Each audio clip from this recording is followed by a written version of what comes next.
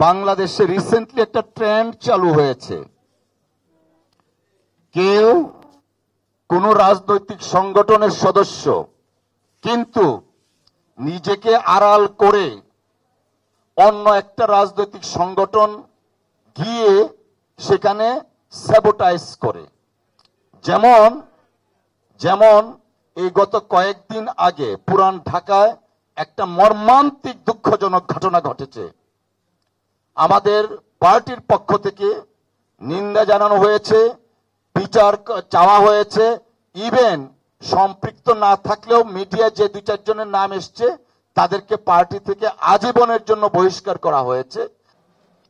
আজকের এই সদস্য সংগ্রহ অভিযানের সম্মানিত সভাপতি, সুপ্রিম কোর্ট বারের নির্বাচিত সাবেক সম্পাদক ব্যারিস্টার বদরুদ্দোজা বাদল, উপস্থিত রয়েছেন প্রধান অতিথি আমাদের সবার গার্ডিয়ান আইনজীবী সমাজের বার কাউন্সিলের ভাইস চেয়ারম্যান, বিএনপির ভাইস চেয়ারম্যান, সিনিয়র অ্যাডভোকেট শ্রদ্ধাভাজন জয়নাল আবেদিন স্যার সহ অন্যান্য নেতৃবৃন্দ এবং উপস্থিত আইনজীবী ভাই ও বোনেরা, আসসালামু আলাইকুম। পাশাপাশি সাংবাদিক ভাইয়েরা, আসসালামু আলাইকুম।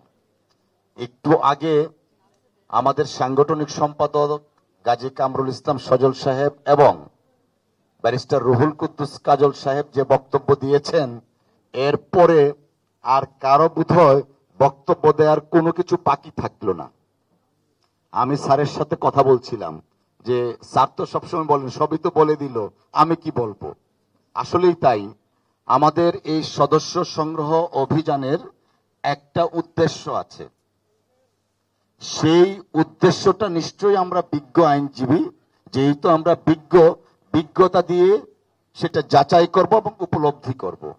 বাট আমার একটা অত্যন্ত বিনয়ের সাথে অনুরোধ থাকবে, সদস্য সংগ্রহ চলাকালীন সময়ে অত্যন্ত সতর্ক থাকবেন যেন কোনো অনুপ্রবেশকারী, আই রিপিট, কোনো অনুপ্রবেশকারী ছদ্মবেশে আপনাদের বা আমাদের সদস্য ফর্ম ফিল আপ না করে।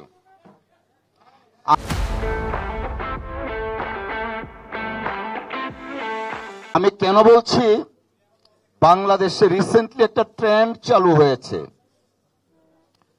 কেউ কোন রাজনৈতিক সংগঠনের সদস্য কিন্তু নিজেকে আড়াল করে অন্য একটা রাজনৈতিক সংগঠন গিয়ে সেখানে স্যাবোটাইজ করে। যেমন যেমন এই গত কয়েকদিন আগে পুরান ঢাকায় একটা মর্মান্তিক দুঃখজনক ঘটনা ঘটেছে। আমাদের পার্টির পক্ষ থেকে নিন্দা জানানো হয়েছে, বিচার চাওয়া হয়েছে, ইভেন সম্পৃক্ত না থাকলেও মিডিয়া যে দুই চারজনের নাম এসছে তাদেরকে পার্টি থেকে আজীবনের জন্য বহিষ্কার করা হয়েছে। পাশাপাশি ঢাকা বারের আইনজীবী ফোরাম মিটিং এর মাধ্যমে সিদ্ধান্ত নিয়েছে কারো, যারা ওই মামলার আসামি, কারো পক্ষে আইনজীবী হিসেবে থাকবে না। বিএনপির ভারপ্রাপ্ত চেয়ারম্যান, যিনি গত 17 বছর ছাত্র জনতাকে নেতৃত্ব দিয়ে ফ্যাসিস্ট রেজিমের পতন ঘটিয়েছেন, তার নির্দেশে সবকিছু করা হচ্ছে। অথচ আমরা দেখলাম আনফরচুনেটলি যারা স্বাধীনতায় বিশ্বাসী না, এদেশ স্বাধীন হোক যারা চাননি, যারা কথা বলার আগে 71কে অবজ্ঞা করে 47-এ চলে যান, মাইন্ড ইট, 71কে অবজ্ঞা করে 47-এ চলে যান। ওনারা 47 সন থেকে দুঃখ প্রকাশ করেন, কিন্তু 71-এ তাদের ভূমিকার জন্য এখন পর্যন্ত একটা শব্দ বলে না।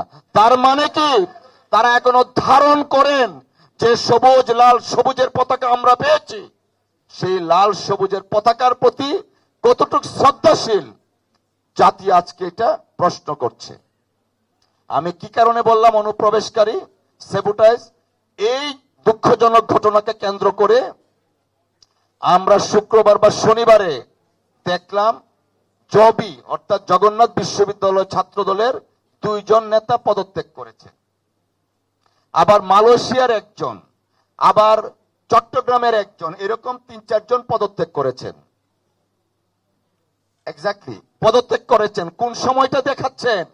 যখন সারা দেশে একটা organised, I repeat, organised propaganda হচ্ছিল জনাব তারেক রহমান সাহেব সহ বিএনপির বিরুদ্ধে, তখন ওই মুহূর্তে তারা পদত্যাগ করেছেন। তার মানে তারা কখনোই বিএনপিকে ধারণ করে না। যদি বিএনপিকে ধারণ করত তখন অন্য জনের মতো রাস্তায় দাঁড়িয়ে বলতো প্রপাগান্ডা বন্ধ করো। কিন্তু সে কি করলো? সে যে জায়গা থেকে এসছে তাদের সাথে জিগসার মতো তাল মিলিয়ে পদত্যাগ করলো। আমি এই কারণে বললাম আইনজীবী সমাজ অত্যন্ত সচেতন, পার্টিকুলারলি আমাদের যিনি আহ্বায়ক আছেন তিনি বারের নির্বাচিত সেক্রেটারি ছিলেন, দীর্ঘদিন আমাদের সুপ্রিম কোর্ট আইনায় রাজনীতি করছেন। আল্লাহর দোহাই লাগে একজনও যেন অনুপ্রবেশকারী না ঢুকতে পারে। আল্লাহর দোহাই লাগে স্ক্রিনিং করবেন, কারণ অনুপ্রবেশকারী যারা আছে আমাদের চারপাশে, আমাকে কথায় কথায় একজন বলতেছে যে এরা নাকি কি জানি মুসাদের চেয়েও নাকি ডেঞ্জারাস। তো এটা তো কম বেশি বোঝা যাচ্ছে।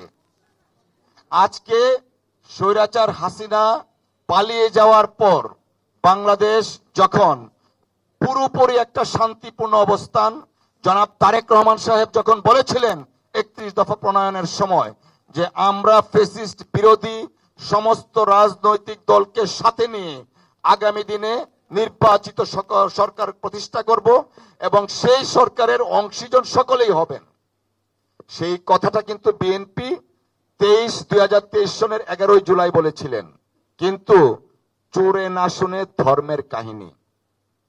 তারা 5ই আগস্টের পর থেকে এই আজকে একটা বলে কালকে একটা বলে, এই বলে বলে আজকে দেশটাকে একটা অস্থিতিশীল করার জন্য পায় তারা চালাচ্ছে। মানুষ রাষ্ট্র ক্ষমতায় থাকলে তার পতন চায়, কিন্তু দেখলাম এক সংগঠনের নেতা মাইক দিয়ে ঘোষণা করছে বিএনপির পতন চাই, পতন চাই। আরে ভাই, বিএনপির পতন কি এত সহজ? হাসিনা কতদিন চেষ্টা করেছে, কত বছর চেষ্টা করেছে, কিন্তু বিএনপি জেগে উঠেছে। যতবার মারার জন্য চেষ্টা করেছে মার খেয়েছি, দাঁড়িয়েছি, আবার গর্জে উঠে শেখ হাসিনাকে পদত্যাগে বাধ্য করে দেশ ছাড়া করেছে বিএনপি। তাই বন্ধুরা, বক্তব্য প্রলম্বিত করব না, আমি শুভকামনা জানাচ্ছি, পাশাপাশি